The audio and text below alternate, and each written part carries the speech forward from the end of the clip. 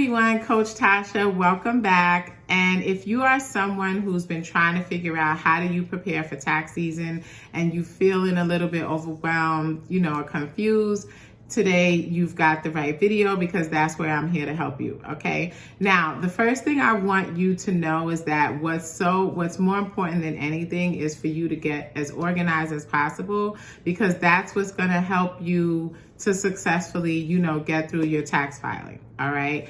Getting organized. Now, one thing I want to say you should start with in terms of getting organized is your due dates. Your due dates for your returns is going to be figured out by how you're structured, okay, as well as you as an individual, right? We should know by now that individual returns are due by April 15th, okay? And if you don't think you'll be able to file in time, make sure you at least get your extension done. Extensions do not protect you if you owe a balance. You'll still deal with penalties and interest if you don't get it paid by the due date, but you will at least be protected from penalties for a late filing if you get the extension in. Now, in terms of how your business is structured, I want to be clear on something. When you obtained your EIN, and I hope you're running a business with your EIN, okay, however you answered those questions on your with IRS, and is how it determines what form, how you're taxed and what forms you need to file and your due dates. Okay, a lot of people get confused because they know they're set up with the state as one thing, but that's just a whole different beast.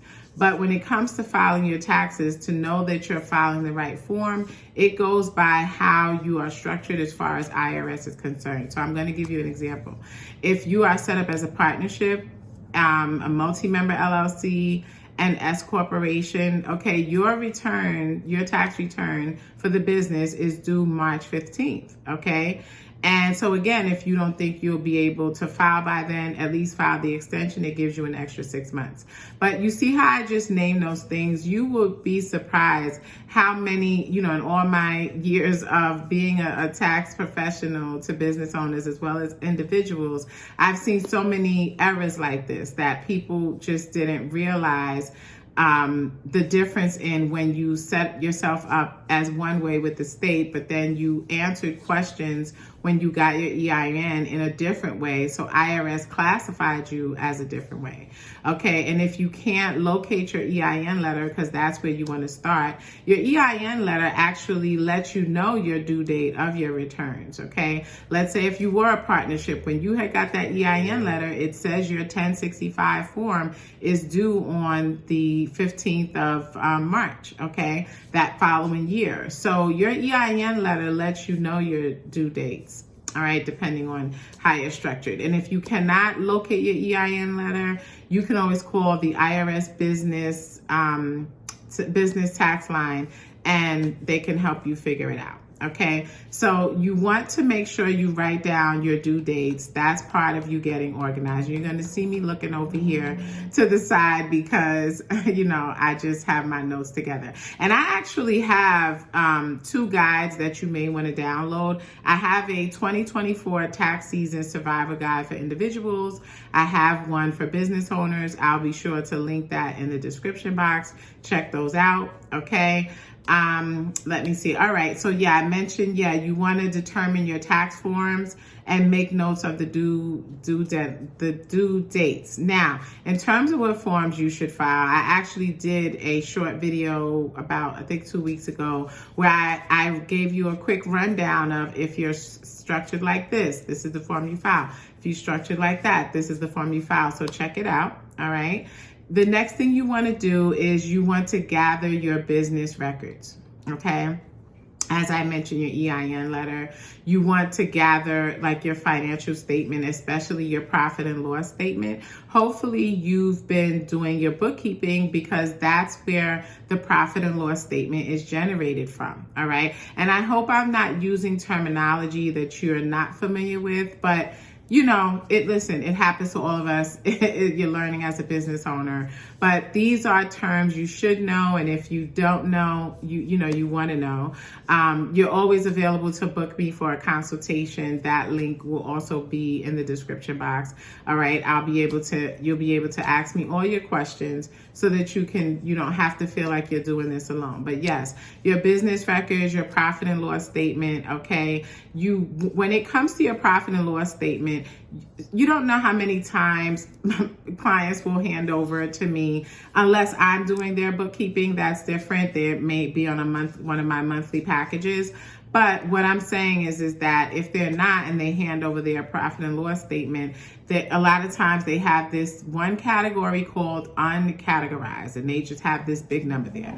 That's like the worst thing. You don't want to do that. You don't want to leave things unclassified, uncategorized, okay, because that could be anything. That's not telling IRS that those particular expenses were spent for business, that they were ordinary and necessary. So you want to do your best to get those unclassified categories or uncategorized categories categorized as best as to your ability as you can, okay? Or work with a professional, right? You really should not be doing it alone, because especially when it comes to like your tax deductions, your tax credits, okay, that you may be eligible for, you don't want things overlooked. And that's why, your monthly bookkeeping is so important, because you'd be surprised how many things get overlooked when it comes to tax deductions, or because you have unorganized bookkeeping, okay? Now, you also want to take a look and make sure you're gathering any estimated tax payments you had made last year.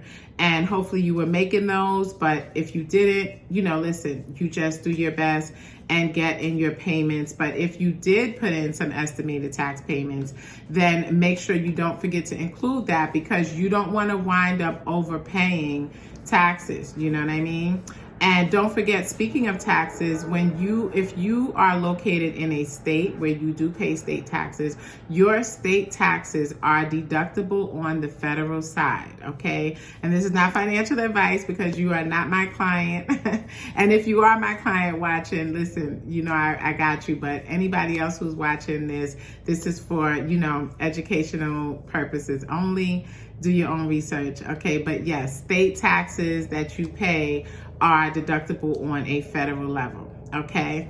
And local taxes too, all right? Now, let me see what else here I have for my notes. Okay, you want to plan for your federal tax obligation, right? Because based on how much money you have already paid for the year, all right, is what helps you figure out what more you may owe, or you might have actually overpaid and now you want a refund. And when it comes to your refund, you can actually choose for them to apply it towards next year. You don't really have to take it as a refund, if you don't want to. All right. Now, make sure you also take a look at your returns from last year, because again, you'd be surprised how many things might have changed since the last time you filed. So you always want to make sure you take a look at that, okay? Let me see what else. What are my notes here? Yeah, as I mentioned, right, you want to make sure you're getting the correct form done, and you're not filing the wrong form, because, oh my gosh, I can't even tell you how many disasters I've saved from people, had to correct from people who had worked with someone who really wasn't too familiar with business taxes, filed certain things incorrectly, had the person owing all sorts of money they did not owe, okay? And so I want to circle back for a minute to like your business financials, right? You please tell me that you are keeping your personal and business transactions separate, right? You should be managing your business affairs in your business account, your personal affairs in your personal account. Now, sometimes some transactions can cross over into one another, but again, that's why it's important to be checking these things. You should really be doing monthly bookkeeping or outsourcing to a professional, because you don't want things done improperly. All right. Make sure you get yourself together like a checklist of, what do you need? Again, this is in my guide. I'm actually looking for my guide, but right. You want to get yourself a tax preparation checklist for all your stuff that you're going to need. Okay. If you did pay people, whether it was an employee or if it was a contractor, right? You want to make sure you have those records.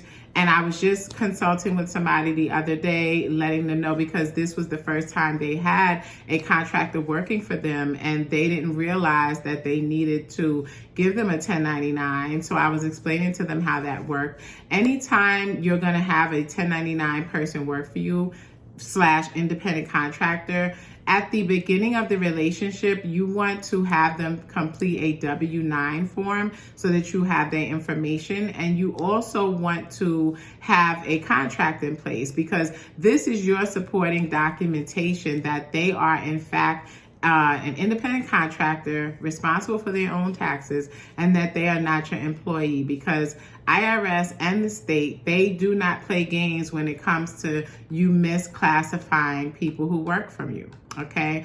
Another thing that you're going to find, I'll put in my description box, in my link tree. Okay. I packed it with resources, different things that you're going to need, especially when it comes to different updates from the IRS.